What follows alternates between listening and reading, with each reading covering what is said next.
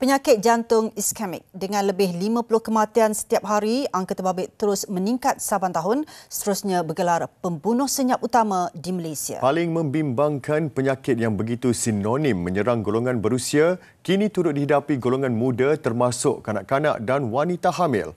Laporannya bersama Siti Khadijah Jaafar.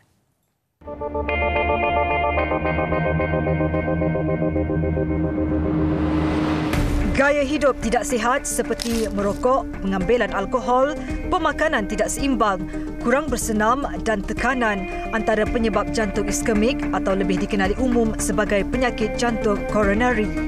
Bagi bayi dan kanak-kanak, faktor genetik atau keturunan pula jadi punca. Penyakit ini terjadi apabila arteri menyempit sekaligus menyebabkan organ jantung kurang mendapat zat makanan serta oksigen yang baik dalam membantu melancarkan proses mengempam darah ke seluruh badan.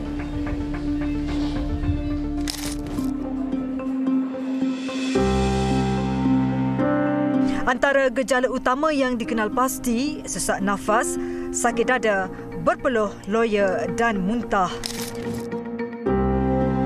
Berdasarkan statistik dikongsi Ketua Perangkawan Datuk Seri Dr. Muhammad Uzair Mahidin, penyakit berkenaan kekal menjadi pembunuh nombor 1 pada 2019 dan 2020.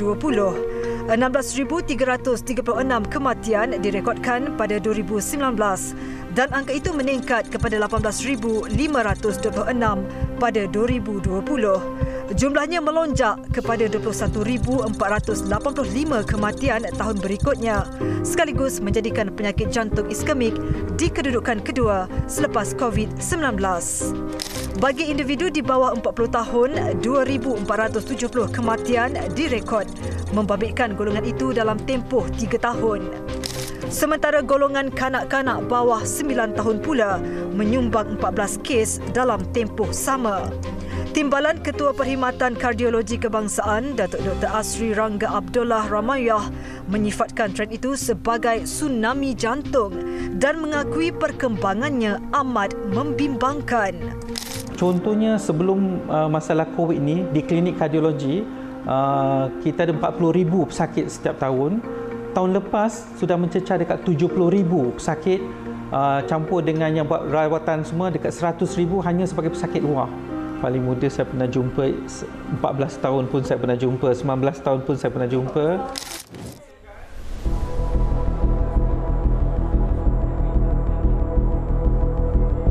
Beliau yang bertugas di Hospital Serdang memaklumkan, paling mengejutkan, beberapa kes membabitkan wanita hamil turut dikesan kerana ia jarang berlaku.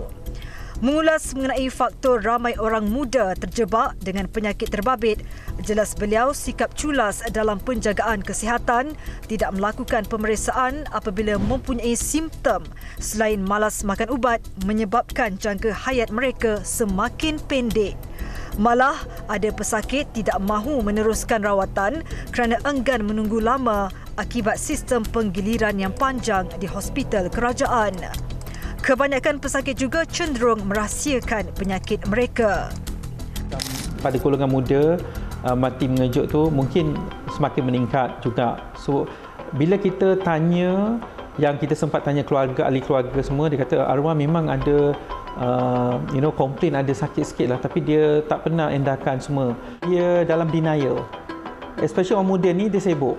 Kan? Bila dia kata dia sakit ni, dia kata tak mungkinlah saya sakit. Selain mengadaptasi teknologi perubatan terkini, penubuhan pusat jantung di Hospital Serdang turut memberi harapan baru kepada pesakit.